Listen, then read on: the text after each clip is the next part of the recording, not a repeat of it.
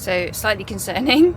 I have woken up and I've just pulled back all my window blinds so I could get some light in here, and look at this.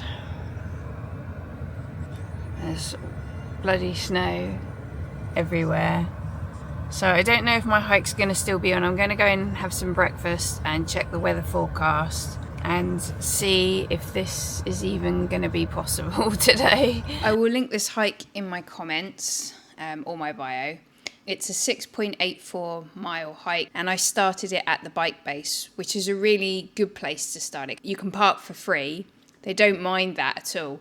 I would just, buy a cup of coffee or lunch after your hike, just so you're not taking the piss, really. So starting from the bike base, you take a left out the car park, through the village a little bit, and then take a sharp left. And then you're up straight away, up into the woods. You do quite a steep climb in the woods, but then you're already up. It's quite nice. You get to go past Captain Cook's monument, down through more forest, a short steep section right before Roseberry Topping, and then you come down, walk back through the woods, which was really lovely. It was a nice way to end the hike. I'm super nervous about this hike because it is really slippery and I don't have micro spikes on. I do have poles, but it is gorgeous.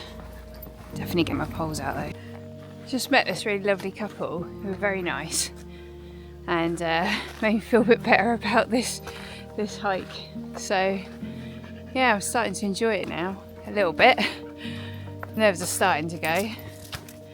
So yeah, and it's not as slippy now that I'm in the woods. And also, it's just bloody gorgeous right now. It's so nice.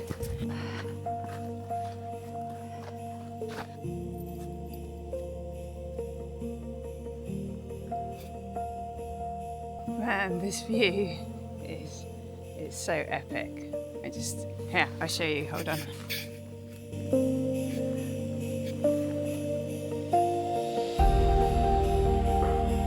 I'm so glad I decided not to bail. Just walked up that. I'd say walk, it was more of a climb. I'm really bloody glad I brought my poles because that was a bit sketchy.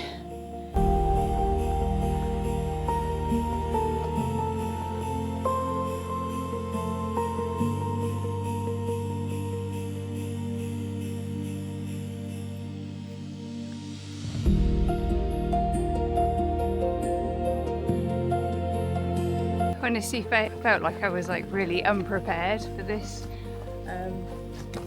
hike with all the snow and stuff, but I've just seen about 5 people go down this very steep hill I've just come up in trainers, and yes, they were sliding everywhere. So at least I'm more prepared than them. So look at this. If you can see all of this.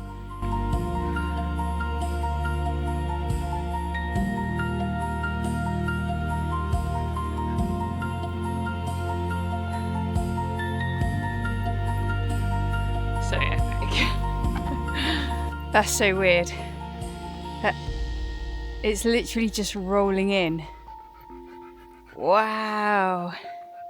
Yeah, the sun's obviously melting everything, and then it's just turning to steam. I don't know. I'm not a geologist or whatever, but that's pretty cool. I was going to get the drone out, but all of a sudden, all this mist came in. I don't know if you can see it. It's really thick. So I'm really glad I've just got the route downloaded to my watch and my phone, just because I cannot see any of the landmarks. I know on the map just back there are some woods that I passed, which I could see at the time, but in a matter of minutes I can no longer really see over there.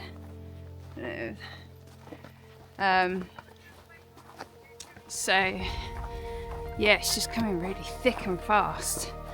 So I know there's a field just about here, and then just further up there should be some more woods to my left. Luckily I've got this wall that I'm following on the map, which makes it a bit easier, but still glad to have the backup on my watch, because my navigation skills, although I'm learning, I'm definitely not great at them right now. I definitely need to take a mountaineering navigation course. Just don't look down. It's so foggy everywhere. I wish I could see views. And that's where I'm going, up there. That's Roseberry Topping.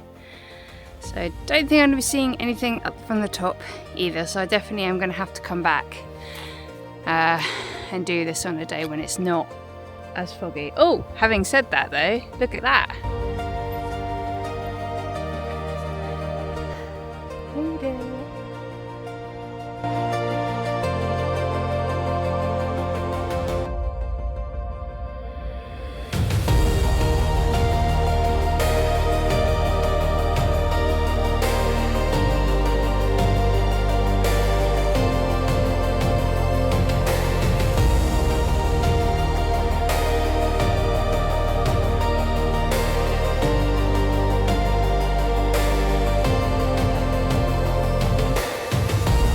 Well, Roseberry Topping was a beast. It was really treacherous, like really icy everywhere. Lots of people with trainers on. I'm sure there's going to be an ambulance call today, because I was slipping and sliding everywhere. So God knows what it's like for people wearing trainers. And also it's just really busy. I really wanted to get the drone out because the light was gorgeous, but was just too many people about, and yeah, it's a shame. I'll have to come back and do it again. Oh well. So I was going to do this whole little like finish when I got back. Well, I was going to do a bit more filming, but the problem is that the place where I parked the car and stayed last night actually shut at 4 o'clock, and I realised I'd done a lot of faffing about. I was running out of time, so I needed to get my arse in gear and like quick march it back before they shut the gates. So I did that, and I got back, and I was going to do another little bit of filming, and then I got stuck in the snow.